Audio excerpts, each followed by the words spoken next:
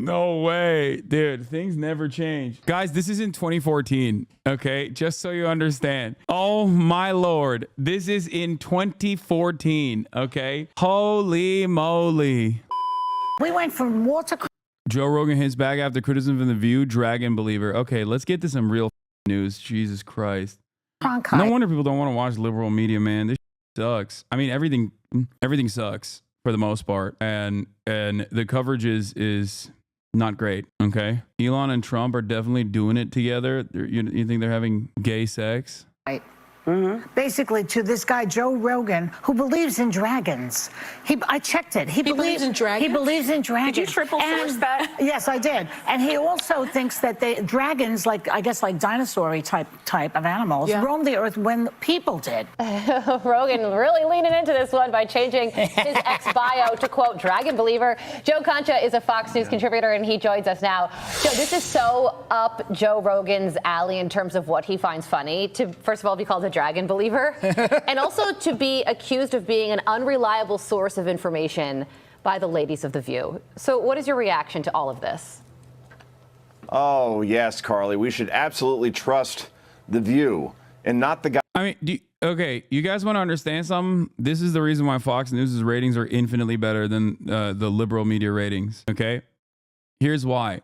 Because they're both talking about nonsense, okay?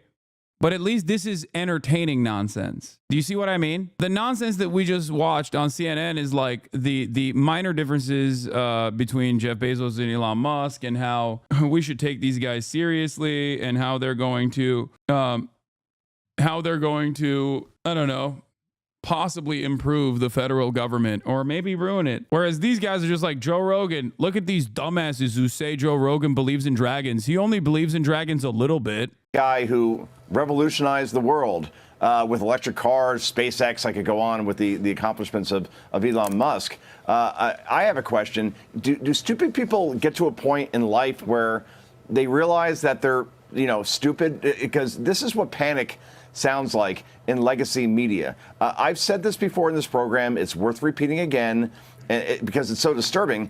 The View is under the ABC News umbrella. ABC News is run by a woman named Dana Walden. Dana Walden is Kamala Harris's very best friend. They lived right near each other in Brentwood, California when she was a senator there. Dana Walden set up Kamala Harris on a blind date with Doug Emhoff, who she obviously is now married to. And now this is what the result is of Dana Walden running ABC News. You have people like Joy Behar and Whoopi Goldberg under the ABC News umbrella losing their mind. I need to actually dive deeper into this Joe Rogan dragon. We're in hell. We might as well enjoy it. Does anybody have the clip? Where did this Joe Rogan dragon stuff come from? Where is it coming from? Yahoo.com is the only article that's readily available for this important piece of news. Joe Rogan ups the ante with his View feud with evidence that dragons existed. That's not a sentence that makes much of... Joe Rogan is doubling down on his... Okay, this is from his podcast. Okay, let's start here first. So were dragons real animals? You like these kind of far out there ideas. How do you like this idea? There's a group of people that say that dragons were real, and I'll explain. Ooh. So around the same time period, so to speak, and I'm not one of these people, so I'm probably going to get the details wrong like a little Matthew bit. McConaughey movie right now. Yeah, seriously. But so around the same time period in China. I think he's trolling, right? Evidence dragons were real, full documentary. Like, I don't think he actually thinks dragons are real. South America, Africa, all these different Rome, all these places, images depicted people fighting dragons, right? And every dragon was slightly different, but it was all a giant, scaly animal that could fly. So when you break that down, you think about the fact that large birds had a hard time being fossilized because their bones are so porous, right? So because they have like hollowish bones, they break down very easily and they don't fossilize. Wait, this clip is literally from 2019. I was gonna say Joe Rogan talking about like whether or not dragons are real or not doesn't seem like new Joe Rogan. It seems like good Joe Rogan, old Joe Rogan, which is why I was a little confused. And when you scroll down, you realize, oh no, this is like, it's not the best Joe Rogan, because the best Joe Rogan is like 2016 era, I think, before Milo Yiannopoulos. Pre-Milo Joe Rogan, like white supremacists are always going to be able to, white supremacists always have an opportunity to come and speak to millions of people on my podcast, Joe Rogan. But this is definitely an older version of Joe Rogan. That was still kind of, fun. So the group that says this, basically they're saying the evidence is the reason there's no fossils of dragons is because they had bird bones and they were actually very delicate animals. But a handful of these a small population of these giant flying lizards existed and basically encompassed all these different countries where they all depicted fighting dragons in their own way, and they were all killed off by knights or whatever it is, and then the person who's describing to him the dragon stuff is also not a believer or a committed believer to the dragon theory. What is this? Do you think he'll ever acknowledge you? How hard would you have to insult him? No. Joe Rogan will never acknowledge me because I have insulted him far too much. But I think this is like this is the exact type of conversation Joe Rogan used to have that wasn't like damaging or dangerous at all. It was just like fun conspiracies that we all like to entertain. Okay? Every now and then. I've done it too. I've done the Mud Fossil University shit. I've like sarcastically aligned myself with this notion, if you recall. Like, this isn't, I think this type of shit is fun and totally acceptable.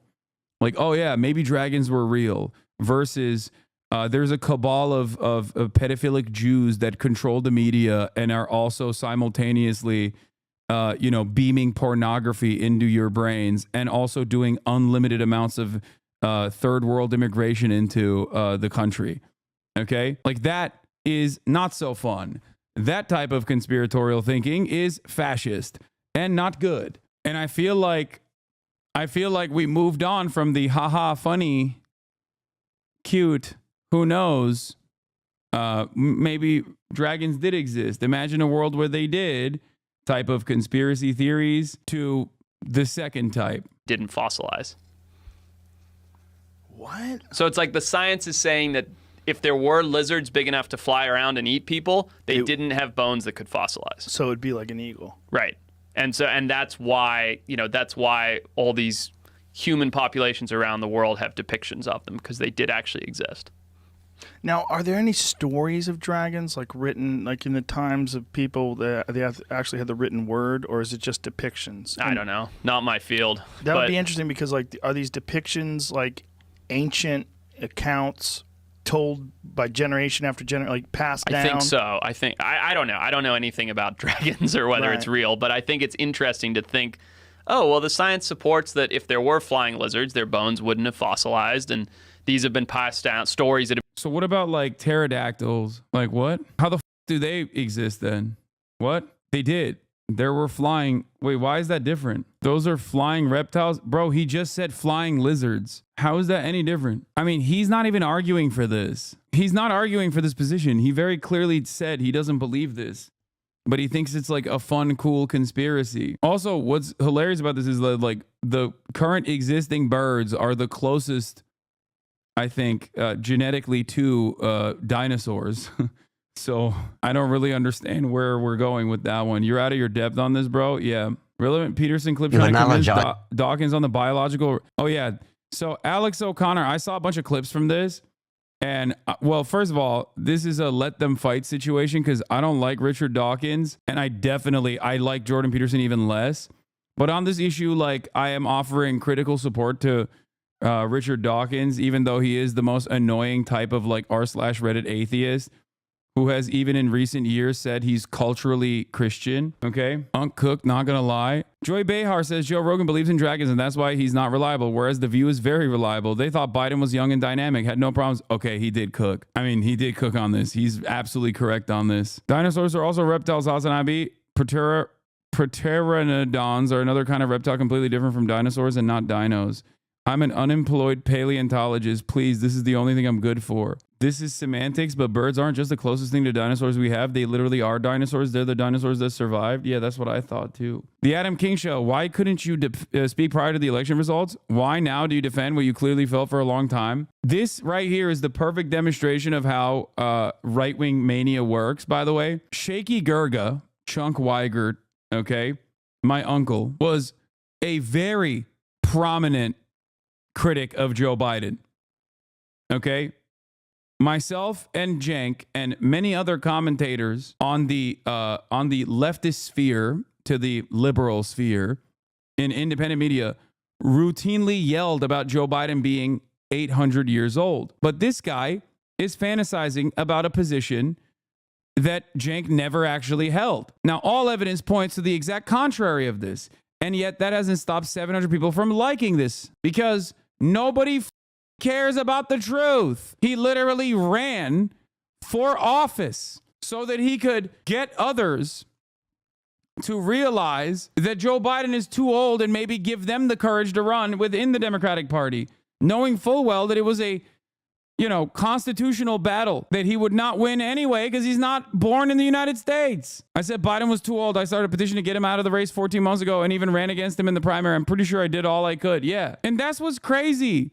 These people do not care. People are doubling down. What primary? Are we pretending we had one now? This might be the biggest own I've ever seen for those in election cope. Wait, everyone's favorite Hebrew, Jew haters beware, found at Infowars ban.video, DM for media inquiries.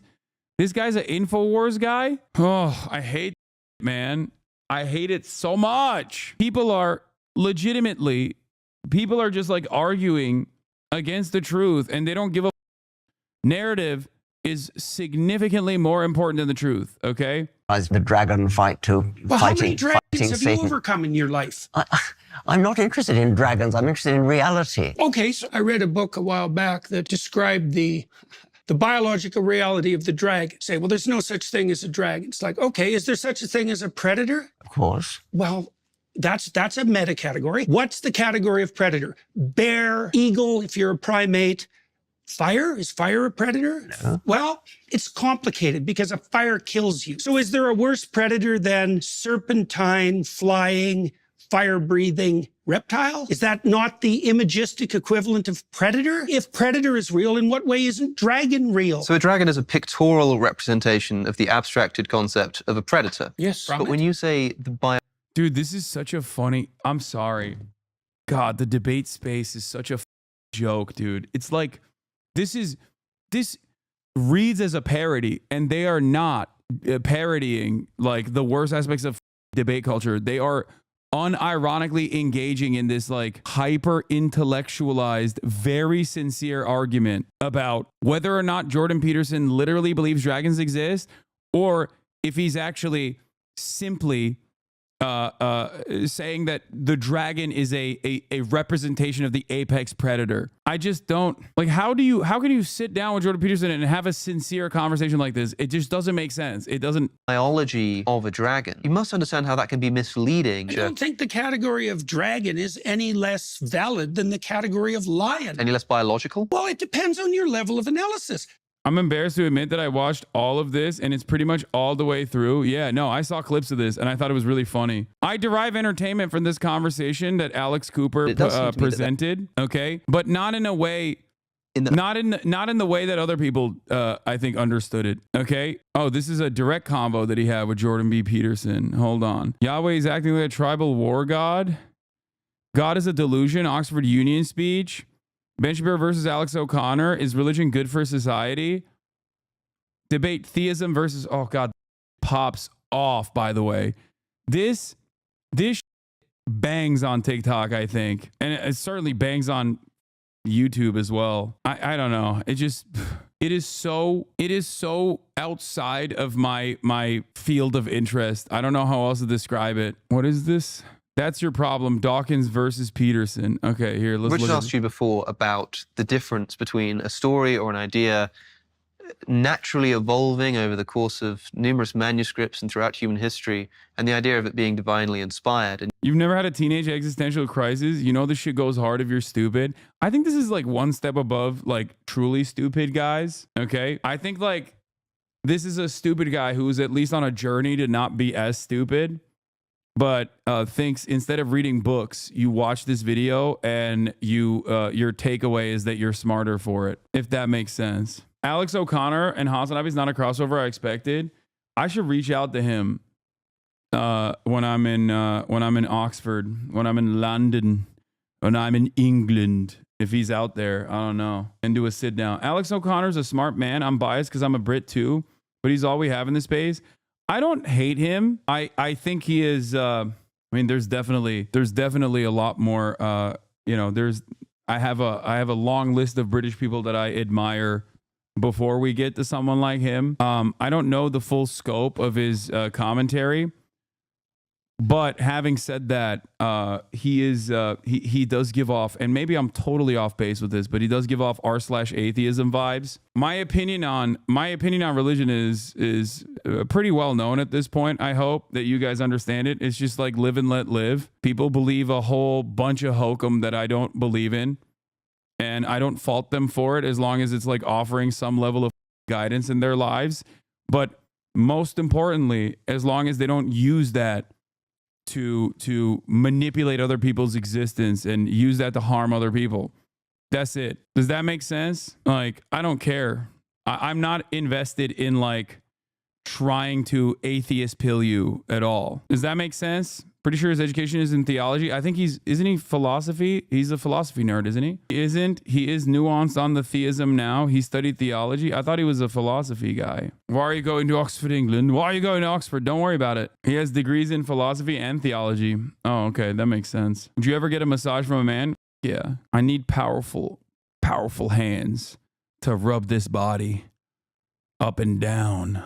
And you were seeming to imply that these are almost interchangeable concepts. Isn't the problem that people dismiss science because of religion? Isn't this the biggest issue we have? So many people ignoring reality like climate change. I mean, I think that reactionary tendency doesn't specifically come from, doesn't exclusively come from religion. There are plenty of non-religious people that also are, climate deniers, climate change deniers, like hyper focusing on religion. I think in this instance is just like, concepts. Now, if that's the case, when you say that this divine spirit behind the Bible is actually just the way that it has evolved throughout the human history, throughout the different manuscripts that we've had, then saying that that is what divinity is, I think for you may drag the mundane up into the realm of divinity. Mm-hmm. But I think for people like Richard and for many people listening, what it doesn't said is drags the divine down to the realm of the mundane. Very well put, yes.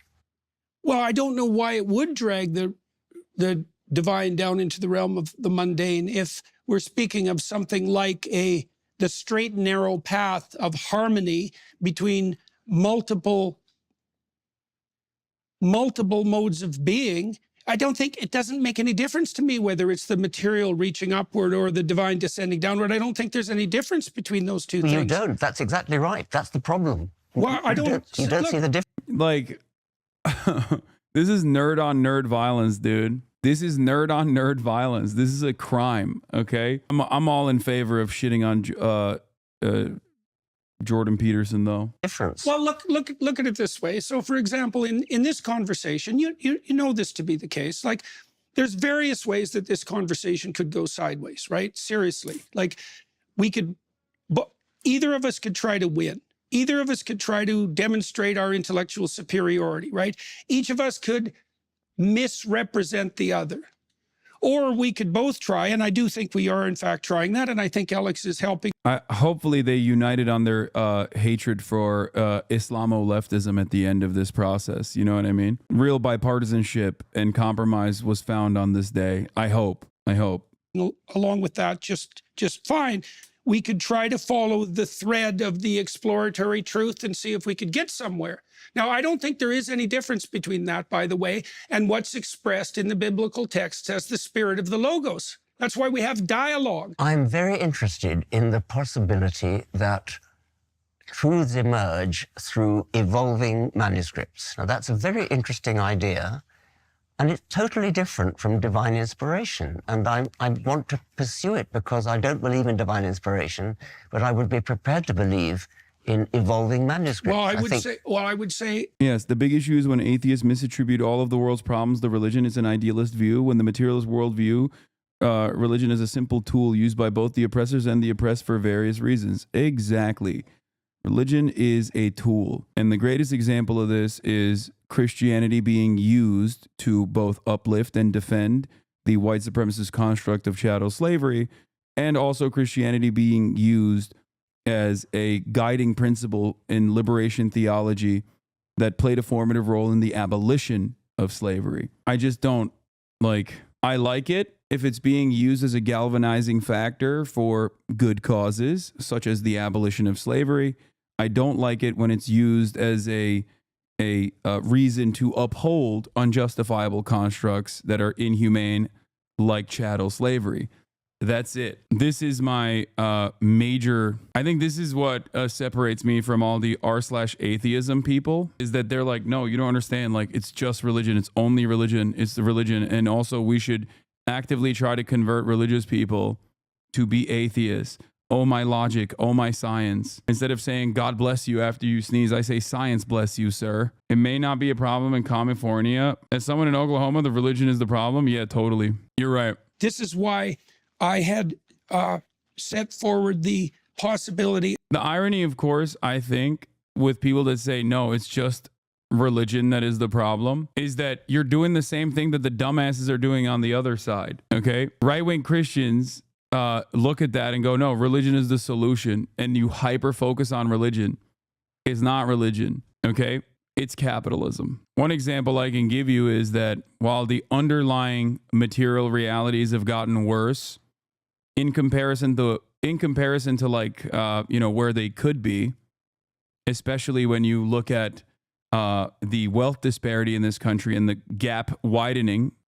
Religion, on the other hand, religiosity in America has gone down. It's actually gone down so consistently. Atheists, in spite of their annoying attitude, are winning this battle. But they're not necessarily winning this battle because they're making convincing arguments. Okay? That's because of Bill Maher's hit movie. Yeah. Atheists and agnostics are winning the battle. And I think it's because religion plays a formative role in uncovering certain truths about nature that science is at this stage incapable of addressing. And as science ends up figuring out certain truths to the best of its ability, then there's less space for religion in that process. This is why I think a lot of religious people happen to be anti-science. What? That has been debunked? What do you mean? Get debunked on, Unc. Militant atheism is teenage shit? Yeah, I mean, I was definitely way more of a r/atheism type of guy when I was much, much younger back in the day. Like, I still recall trying to debate my religion teacher in 3rd grade in Turkey on why our religion class wasn't teaching any other religions and only teaching Islam, and even going so far as to fail said class because on the tests I would draw a mosque rather than answer any of the religion questions. That's how much of a annoying little I was. Yüzünü bayağı erkenmiş, evet. All the way up until high school. I think that was literally the first, I'm packing on a bunch of different experiences that I had throughout my development. It's not just all from 3rd grade. It's just, that's the first thing I remember from my childhood, being an angry baby and thinking, ooh, I'll be super cool and stand up against my teacher. I think it's also because he had vibes, you know what I mean? Y'all don't know about r/atheism in Turkey, okay? Turkish people, holy shit. I'm willing to bet that a big chunk of the reason as to why so many people are not as religious any longer is because of how fucking annoying people who teach religion are when they're growing up. That's why so many Catholics since birth are just like totally out of the religion. And that's probably why so many adult reverts and adult converts have deep levels of zealotry and fundamentalism. J.D. Vance, Michael Pence are two that immediately come to mind. That's why it's so funny to see adult convert of Catholicism. When you're a kid, you're like, this shit's boring, bro. I don't care about this. Like, I want to go play basketball outside or some shit. You know what I mean? Why the do I have to sit through this? My time could be best served watching anime, please. You know, I dislike militant atheists almost as much as the hyper religious. Yeah, militant atheists are so goddamn annoying. I'm sorry. Of taking a look, particularly at Mircea Eliade, because that's where you'd find the best work. He's brilliant. The history of, I believe that if you studied the history of religious ideas, it's a 3-volume manuscript, or The Sacred and the Profane, which is probably his single best work, that you'd see profound analogies between the manner in which you've been construing the world by. Y'all just hate evangelicals? What do you mean? Oh, okay, listen, chatters. Militant atheists are really annoying, and Richard Dawkins is like the perfect reason why I despise militant atheists. Because militant atheists also, in their idealistic liberal notion of religion being the end all be all and the anti-religious movement being the solution to all of society's problems that they foresee, end up reinforcing a ton of white supremacist constructs, Islamophobia being the key thing. Okay? Dawkins is awesome. He's just saying the truth, not a militant. Am I crazy? Isn't Dawkins also, 1, a transphobe, and 2, recently admitted that he was culturally Catholic or some shit? He said he was like culturally Christian. Richard Dawkins, among many of these new wave atheists, is like not exactly a good guy. He's a bit of a weirdo. Sam Harris is another one. Biologically, I would say he's not as big as a weirdo as this guy, but like I said, there's a lot of stuff that they agree on, including the trains of thought that led you to the development of the idea of the meme. I really believe that. Well, analogies is one thing, but is it the same thing? Here it is. So I was slightly horrified to hear that Ramadan is being promoted instead. I do think that we are culturally a Christian country. I call myself a cultural Christian. I'm not a believer, but there's a distinction between. Yeah, I'm a cultural Muslim, okay? And there's never been a moment where I was like, wow, we got to stop with these church bells. You know what I'm saying? Whoa, what is this? What's up with this promotion of the church? The inconsistency in and of itself of like saying one type of religious cultural artifact is actually totally permissible and the other is actually wrong and bad, okay? In my opinion, that in and of itself is just another way to reinforce the exact same white supremacist constructs that Jordan Peterson is demonstrating, okay? Being a believing Christian and being a cultural Christian. And so, I love hymns and Christmas carols, and I sort of feel at home in the Christian ethos. I feel that we are a Christian country in that sense. It's true that statistically the number of people who actually believe in Christianity is going down, and I'm happy with that. But I would not. Chatter sent me this thinking it's Richard Dawkins. Dog, this is, I believe his name is Jared Taylor, okay? Understandable mistake from an anti-white racist, such as members of this community. But this person is an out and about white nationalist, okay? I'd be happy if, for example, we lost all our cathedrals and our beautiful parish churches. So I count myself a cultural Christian. I think it wouldn't matter if we substituted any alternative religion. That would be truly dreadful. Well, which brings me to my supplementary point, which is that, as we know, church attendance is plummeting, but the erection of mosques across Europe, I think 6,000 are under construction. Wait, is this the guy who says Asians are smarter than whites? No, that's, I think, Sam Harris. You're once again mistaking your white r/atheist heroes with one another.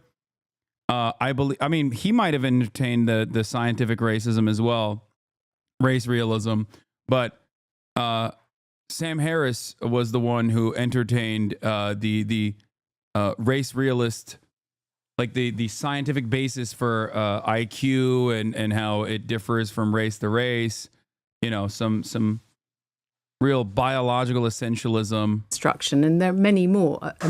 Are being planned. So, do you regard that as a problem? Do you think that matters? Say what you will about Hitchens' disastrous Iraq war takes, but he was based regarding Palestine. Yeah, so many of these guys broke their brains after the war on terror. That's what it is. r/atheism, r/atheism guys just straight up had their brains completely broken, and not necessarily. Some of which started under the George W. Bush admin, okay, but certainly under the Obama administration, where they they just became more and more insanely militant against any sort of invocation of Islam, any sort of imagery that depicts Muslims as like human beings. They went crazy over it. Yes, I do really. I mean, I don't. I have to choose my words carefully. During Bush, all atheists were basically like hardcore leftists and anarchists. Yes and no. That's why I always will have respect for Kyle Kulinski, because out of all of those, like, I'm a skeptic, I'm a skeptic thinker, I'm an anti-theist, I'm a Reddit atheist type of guys, he was the only one that was like, yo, we're really over Muslims a lot, and it's pretty crazy. Whereas the rest of that community had incredibly reactionary tendencies that basically made their hyper focus Islam and Islamic culture, or whatever they understood it as, Islamic culture. No interest in like trying to understand how reactionary fundamentalist sentiment can manifest in a region that is like completely dominated with war and destroyed. That's what's so frustrating about it. It's like, dude, people, if you bomb them, if you blow them up, if you kill them over and over again, yeah, they're going to be angry at you. And they're going to find themselves in the throes of reactionary thinking. And oftentimes that's going to play itself out in fundamentalist understandings of religion. I mean, if I had to choose between Christianity and Islam, I choose Christianity every single time. I mean, it seems to me to be a fundamentally decent religion in a way that I think Islam is not. I think you're going to have to explain why you say that, Professor Dawkins. Why is Islam fundamentally not decent like Christianity? Yes, I mean, the way women are treated. I mean, Christianity is not great about that. It's had its problems with female vicars and female bishops and things. But there's an active hostility to women, which is promoted, I think, by the holy books of Islam. I'm not talking about individual Muslims. Yeah. Christians, on the other hand, infinitely tolerant of women, you know? And again, all religion is beholden to interpretations, okay? Nobody follows religion to a T. And the people who claim to follow it down to the wire are actually fundamentalists. Okay? If you look at religion and then say like, oh, Muslims are just like inherently anti-women because of their religion, you are refusing to understand. You are refusing to understand the reasons as to how, the current Muslim world got to the position that they got to. You're also monolithizing billions of people. Muslims, who of course are quite different, but the doctrines of Islam, the Hadith and the Quran, is fundamentally hostile to women, hostile to gays, and I find that I like to live in a culturally Christian country, although I do not. Well, he'd love America then, you know. That's right, baby. Culturally Christian. That's why our culturally Christians love electing like to want files in the cabinet and sex offenders, you know, after taking away women's bodily autonomy. Historically, Christianity has never been used to oppress gay people. This guy gets it. Yeah. Murad even chimed in from the other room. He's like, historically, Christians have been very kind to gay people. Are you saying that people in desperate and violent circumstances use sociological inventions to organize and mobilize? No way. You think Germans would invent a sort of scientific race theory as a pseudo-religion and do violence? I would never say that. I would say that the Germans stole our work in the United States of America in terms of the scientific racism that they abided by as a pseudo religion. Remember, it still somehow always loops itself back around to, Yankee ingenuity. Yeah, some of these militant atheist types often fall into the awful take that Islam is inherently bad, but only because they have conflated Islamic beliefs and practice with a false and racist conception of Middle Eastern culture. To make a long story short, they speak only with ignorance and bigotry about Islam. Exactly. It's also Orientalism. A lot of people made hay about what I said about Hassan Nasrallah, the former general secretary of Hezbollah, the one that Israel assassinated, when I said famously that he was, like him, hate him, doesn't matter, a very well-read and brilliant man. Although I disagree with his worldview when it comes to like gay people and a whole bunch of other social issues, the reason why I mentioned that is because I was specifically talking about the optics, okay? A guy with a big beard, wearing traditional garb is not immediately traced as like an intelligent person by a lot of people on the West. They just automatically go, oh, that's like a mullah, And even mullahs, for that matter, can be. Okay. Now, of course, you can't have this kind of nuanced opinion. Okay. An academic discussion on Orientalism and how it reinforces racist perspectives in the Western world paired up with Western chauvinism in a cycle of justification. When people hear that, they just go, this guy said Hassan Nasrallah is smart. He's not smart. You don't understand. He's a big beard and stupid.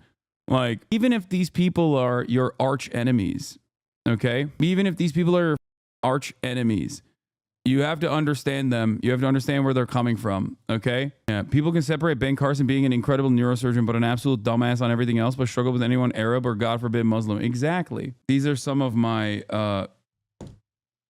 these are some of the things that I am annoyed by with the inherently reactionary attitude that a lot of militant atheists, yep, that's correct. Creane is 100% correct. People really do subscribe to the they hate us because they ain't a school of thought. Exactly. That school of thought is actually very welcoming. Okay. They hate us because they ain't us is a school of thought that immediately allows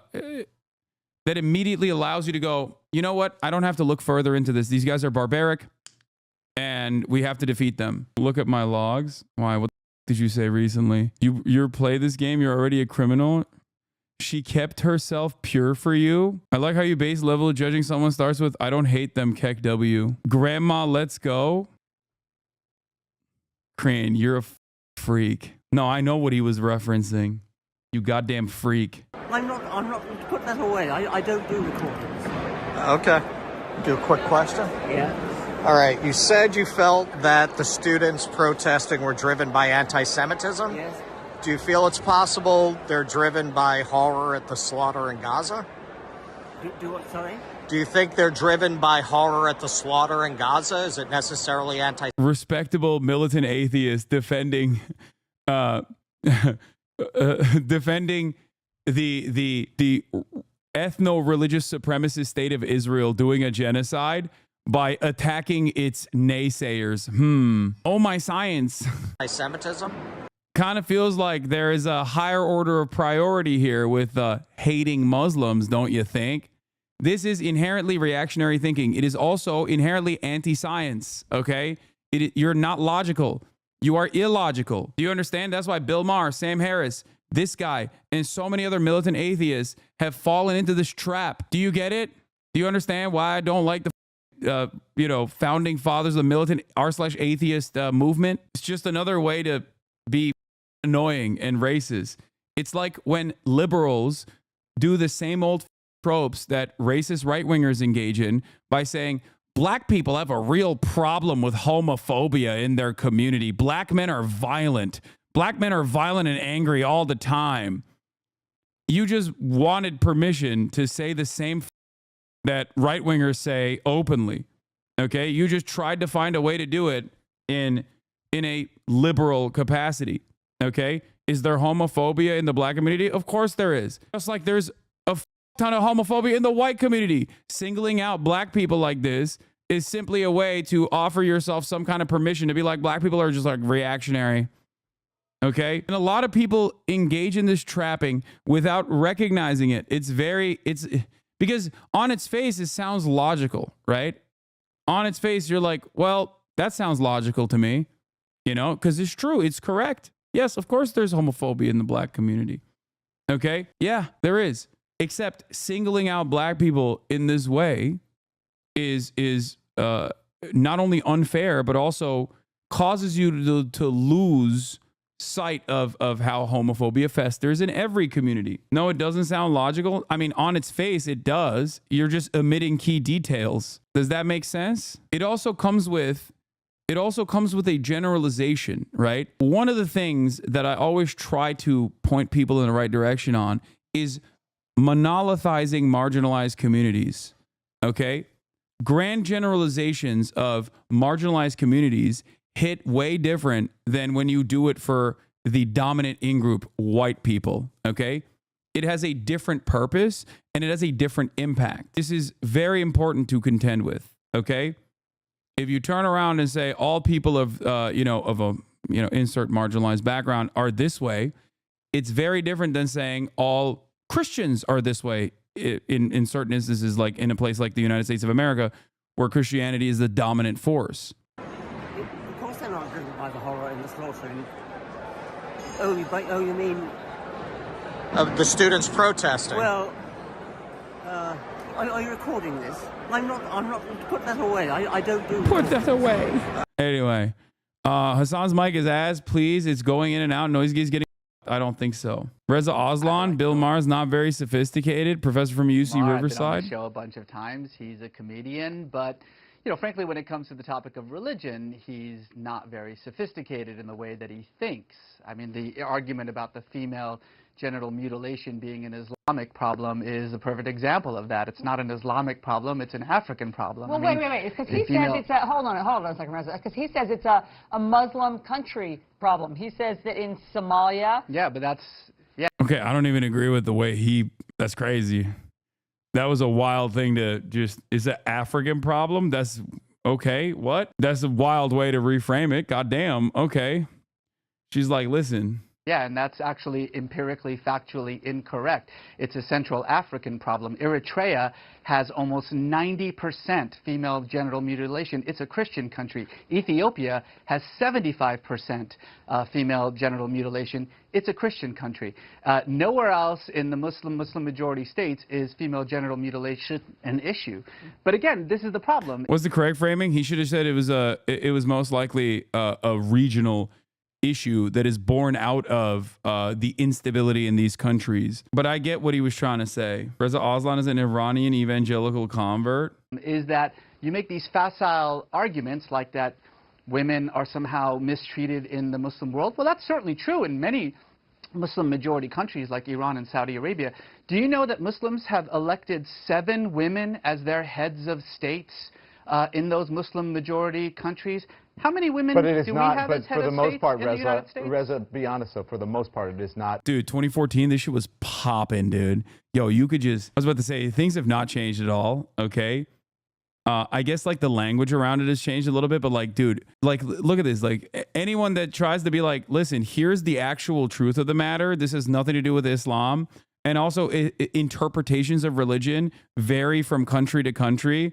And ultimately, you have to look at fundamentalism and not religion itself. You say like that in any part post 9/11, you say some shit like that ever after 9/11, and people would be like, shut the fuck up. Why don't you go strap yourself with a TNT vest and blow yourself up, okay? Yeah, Mr. Allahu Akbar.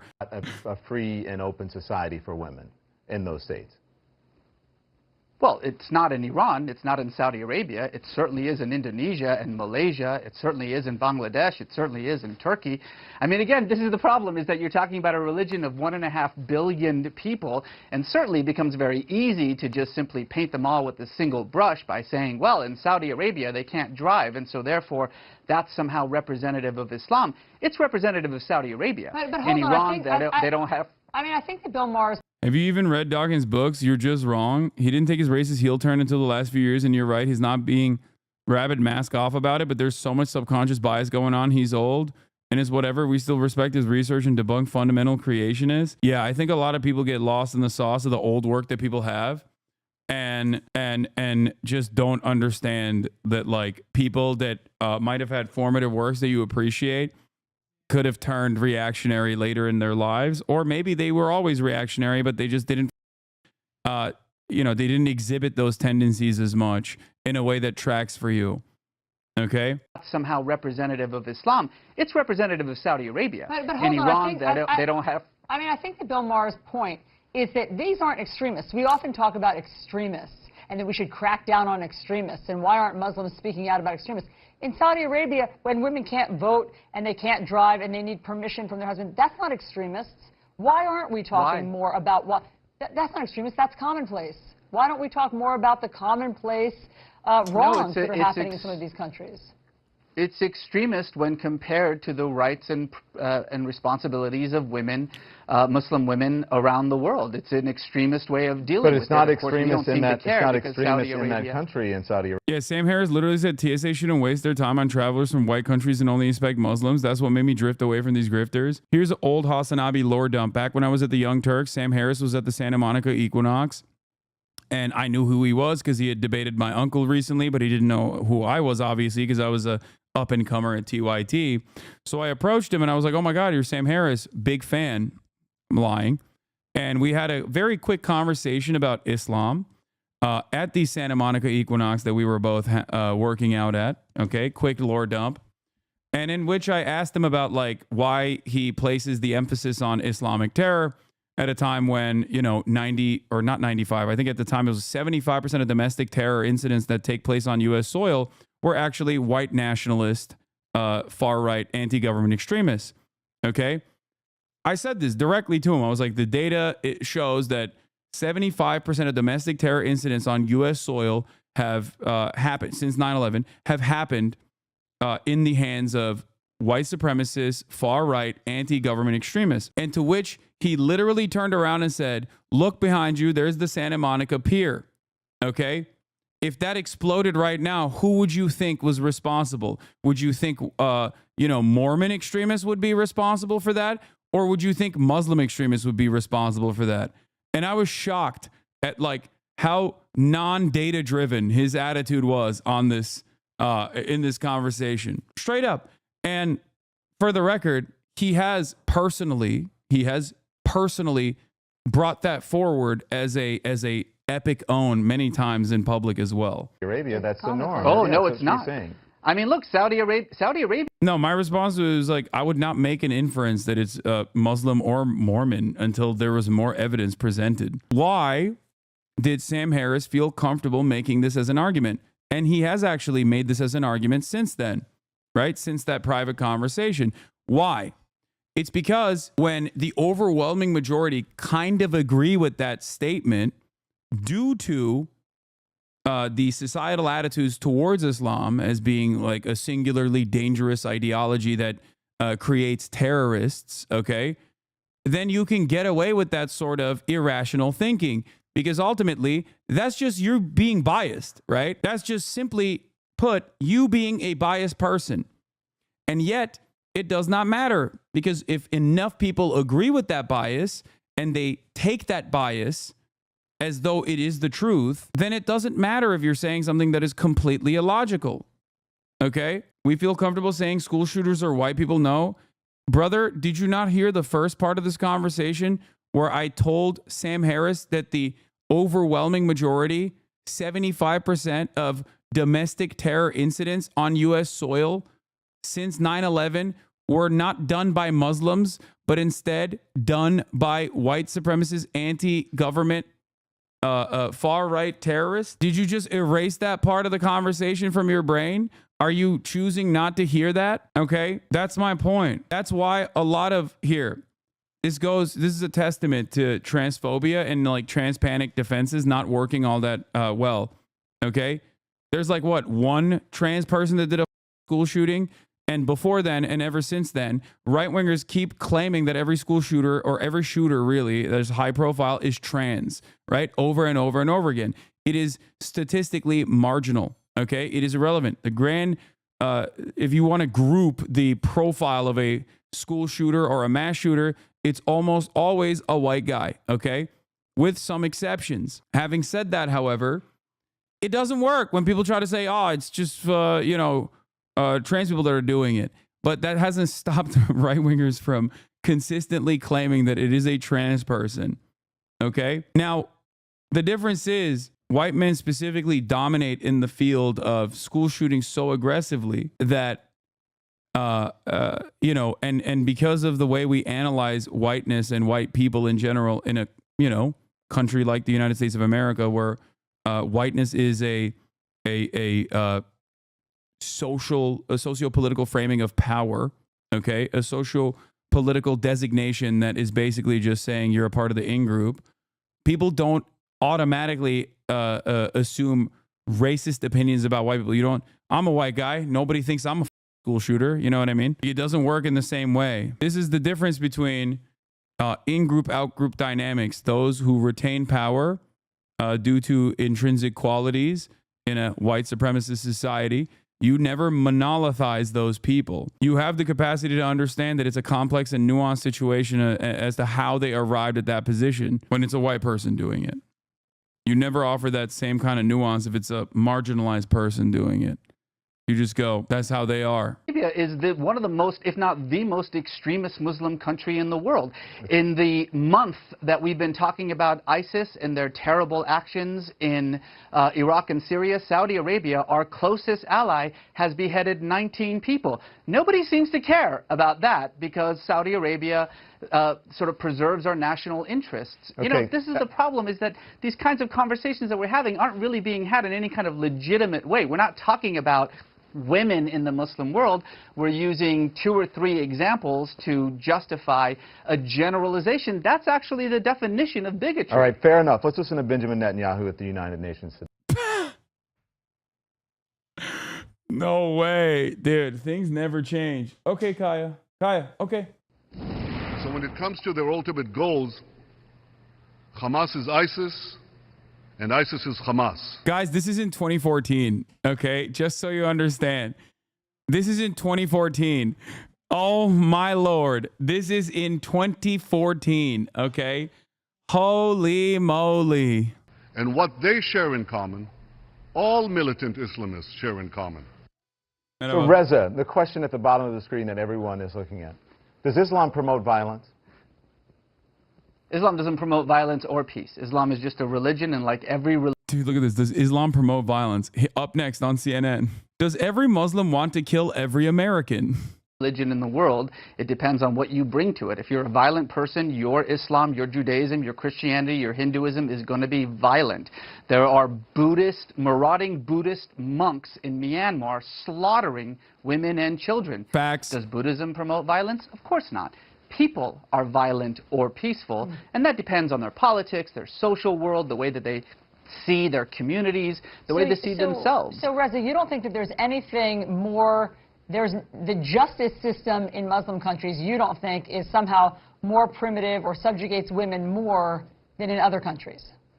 Did you hear what you just said? You said in Muslim countries. I just told you that Indonesia, women are absolutely 100% equal to men. In Turkey, they have had more female representatives, more female heads of state in Turkey than we have in the United States. But in Pakistan, stop saying things like Muslim countries. Women are still being stoned. And that's like, let me. Oh.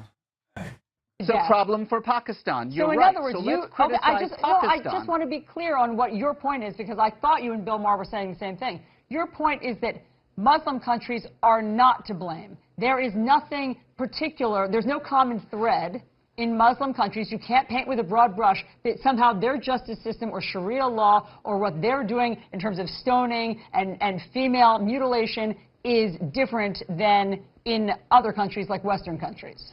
Mm-hmm. Stoning and mutilation and those barbaric practices should be condemned and criticized by everyone.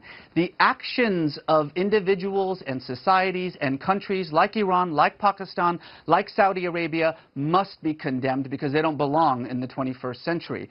But to say Muslim countries as though Pakistan and Turkey are the same, as though Indonesia and Saudi Arabia are the same, as though somehow what is happening in the most extreme forms of these repressive countries, these autocratic countries, is representative of what's happening in every other Muslim country, is frankly, and I use this word seriously, stupid. So let's stop doing it. Here's another throwback to Ben Affleck owning Sam Harris. And about women, about homosexuals that are deeply troubling. So these are not Islamists, they're not jihadists, but they those views are anathema to ours. But they also keep women and homosexuals immiserated in these cultures, and we have to empower the true reformers in the Muslim world to change it. And lying about the link between doctrine and behavior is not going to do that. But the Great Divide.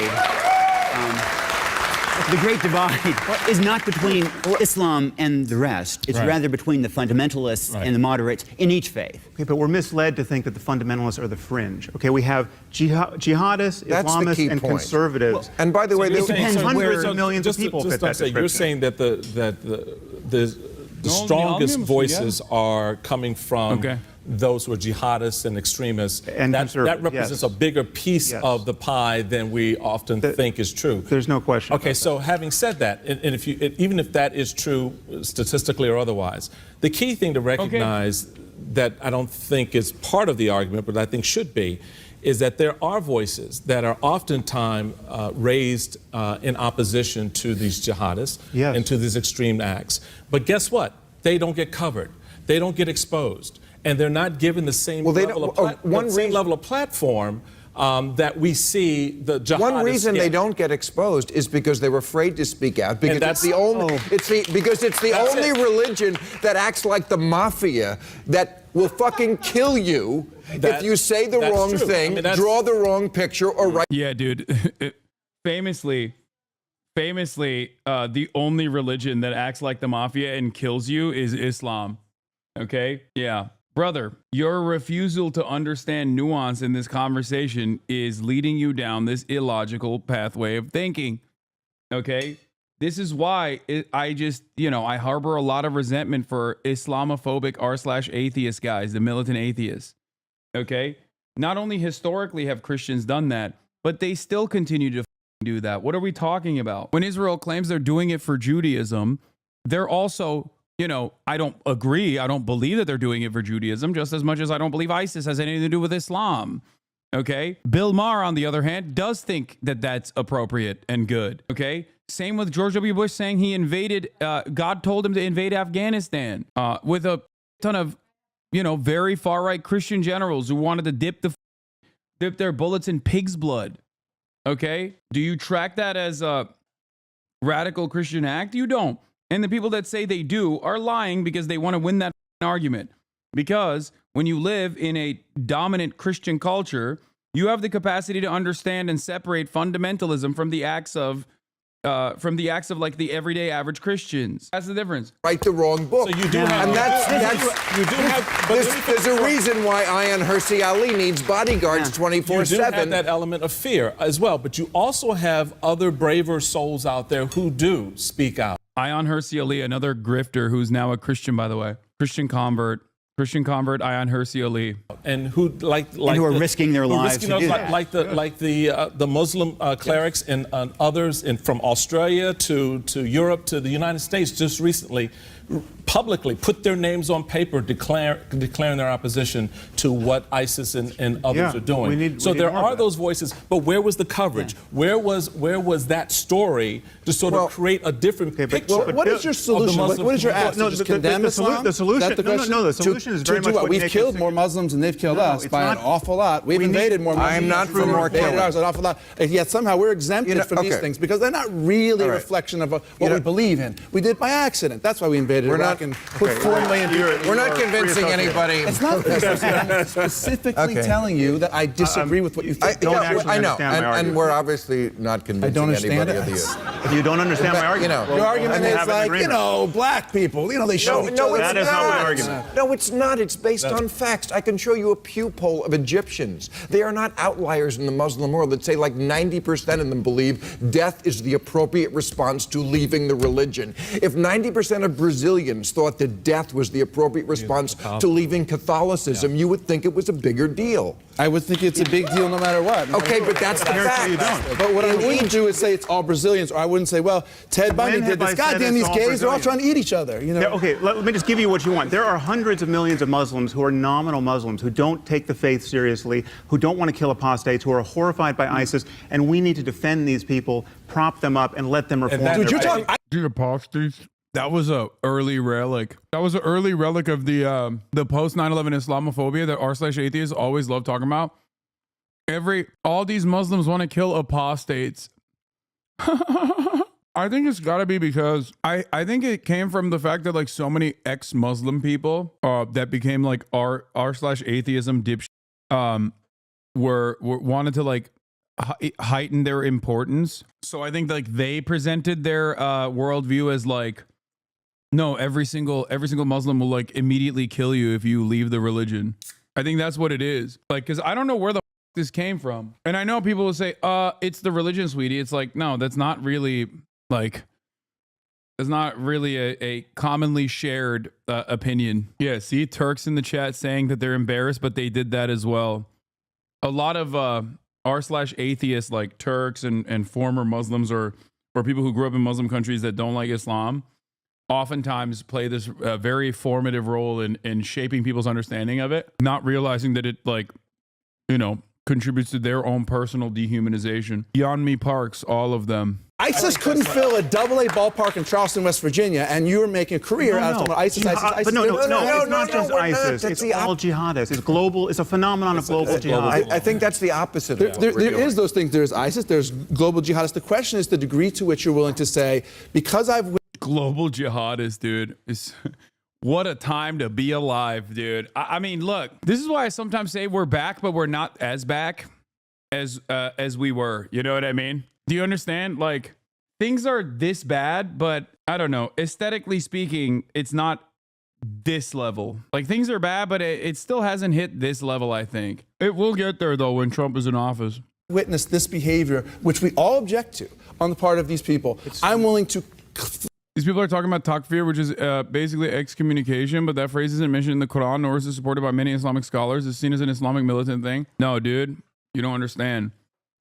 Everyone's always killing people for leaving the religion, famously. Flatly condemn those of you I don't know and have never met. No, this is not based condemning on people. It's ideas. And, gotta make and people who believe in those ideas. So it's those people who believe based on reality, Ben. We're not making it up. That in the Muslim world, it is mainstream belief. But this is such a caricature of Indonesia, of Malaysia, okay, wait a minute. So much of the world. And this does have the tinge a little bit of the way white racists talk about African Americans and define blacks by. But what you're saying is because they are a minority, we shouldn't criticize. Not that much of a minority. It's the second biggest religion in the world. Exactly, but you're treating them like a minority. I mean, if Filipinos were capturing teenagers and sending them into white slavery, we would criticize that. We wouldn't say, well, they're Filipinos. You would criticize the people who are doing it, not the Philippines. You know what I mean? Well, what if the people as a Filipino kid lives down the street from you would have nothing to do with that? So these are different things, crazy racial people. Stereotyping. I think it goes. Let's talk. We mentioned ISIS. Let's talk about that. That part was great. The greatest defender of all time, Bill Maher, against his Islamophobic tendencies will forever be, I hate to give this to him because he's very different now, Glenn Greenwald. That Ben Affleck clip is great, but Glenn Greenwald on Bill Maher, if anyone has the clip, is a classic one. I used to play it all the time. It's not our fault what came out. We didn't go into Egypt. Well, we wound up with the Muslim Brotherhood. We didn't go into Egypt. We were supporting and propping up Mubarak for 30 years, even as we were cheering for all the Tahrir Square demonstrators as though we were on their side. It was our government that kept Mubarak in power, just like we've done across the entire Muslim world. And it's amazing for you to say that, well, look at all these Muslims. The minute you give them a little bit of freedom, they go wild and they start being all violent. How can you be a citizen of the United States, the country that has generated more violence and militarism in the world over the last 5 or 6 decades, and say, look at those people over there, they are incredibly violent? We play a significant role in what has been happening in the Middle East because we've been interfering and dominating that region in order to have access to the oil. I wasn't talking about violence. I was talking about theocracy. That doesn't happen here. No, well, okay, that doesn't happen here, but at the same time, Iran isn't invading lots of other countries and occupying them for a decade, nor are fundamentalist Muslim countries the way the United States is. So these things are interlinked because we are continuously interfering in that part of the world. And so to say... Really, it's all our fault? It's not all our fault, but when you send your military for 6 straight decades into other countries to bomb them, kill their children and women and innocent men, prop up dictators, yeah, you take responsibility for your actions and say, to the extent that that region... That religion goes back 1,000 years before our revolution, so I don't think we can take all... This is so unimaginably racist because Islam in its golden age literally carried water for history continuing. Islam in its golden age led to many inventions that we take for granted. Islam in its golden age is the reason why so many important academic materials were preserved. So he literally automatically, with his racist ass, white supremacist ass, Islamophobic ass, unironically just goes, oh, this is 1,000 years. Like, shut the f up, you stupid ass. Do you enjoy math? Okay, well, you know, thank the Islamic golden age. Dumb f. All the blame. I don't think we should. I think we should take a lot of it. And there's lots of bodies and corpses that have been piled up in the name of Christianity and Judaism as well. Not recently. Have you heard of the occupation of the West Bank and Gaza for the last 50 years, motivated in part by extremist views of Judaism, or the wars in Europe, or the fact that there were generals in the United States saying we have to go and invade and destroy Iraq, a country of 26 million people, because our God is bigger? Lots of religions, not just Islam, produce violence. Well, if I could just make one quick point about Egypt. That silly liberal view that all religions are alike because it makes you feel good. No, it makes you feel good. Dude. He cooked his ass so hard today, okay? And I will forever be understanding. Good to say our side is better than people over there are feel primitive good to and put violent. a crown on your head and say, I'm a good person. How do I prove that? You get to ignore the responsibility that your own government has for the violence and instability in the world by saying, look, it's that primitive religion over there that's to blame. At least there was a moment in time that I respected Glenn Greenwald. There's never been such a moment for Bill Maher. That's my point. I guess I was too young to know and appreciate his immediate takes after 9/11. So as long as I've known myself, I have despised him. His career has just been a sequence of L's downstream post that moment of moral clarity. Anyway, so yeah, people are yelling at Joe Rogan saying he's a dragon defender for a clip from 2019. How stupid. What is this? You know, when Bush was trying to gain international support for the invasion of Iraq, he met the French president, Chirac, and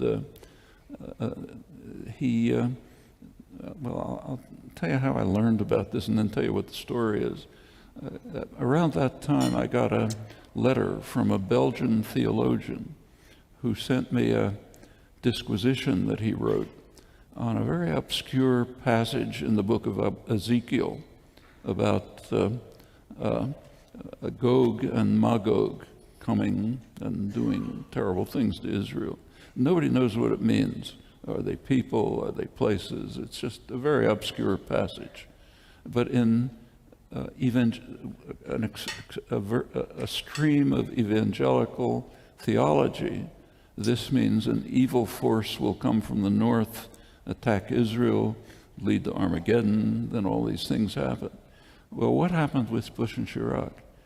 Bush apparently started, this is January 2003, right before the war, he went off and started talking to Chirac about Gog and Magog. Chirac didn't know what the heck he was talking about. Sure. So he asked the Élysée, the French Foreign Office, what's this guy raving about? They didn't know. So they contacted this Belgian theologian who explained to them what it's about. I learned about this at the time, but I didn't believe a word of it, so I never wrote about it. But I did mention it to an Australian academic, a researcher, Clive Hamilton, and he looked into it, and it's true. It shows up in the French biographies of Chirac. Well, this tells us that, you know, speaking of the dangers we face, our fate is sometimes in the hands of people who are, by any rational standards, hard to believe. And it's not the only case. Actually, Reagan talked about Russia as Gog and Magog. Well, we seem to be having a little trouble in our relations with. What is this? Yale graduate and hedge fund manager is the new Treasury Secretary of the new working class party. Scott Bessent, a Soros protege. Anyway, the point is, I'm consistent in my analysis. Okay, I'm consistent in my analysis. I do not believe George W. Bush did. I do not believe George W. Bush invaded Iraq and Afghanistan for religious reasons. Okay, no matter what he said in private or in public. Just like I don't think that Islam is uniquely evil or uniquely bad. It's not. Religion is simply a tool for the masses to organize around, and it can be used for good or it can be used for bad. The real reason why there's so many reactionary tendencies and fundamentalist beliefs that you see in that region is because of American destabilization. That's it. American destabilization and propping up radical factions, or American destabilization and those radical factions inevitably fighting back against American destabilization, further American destabilization. That's it.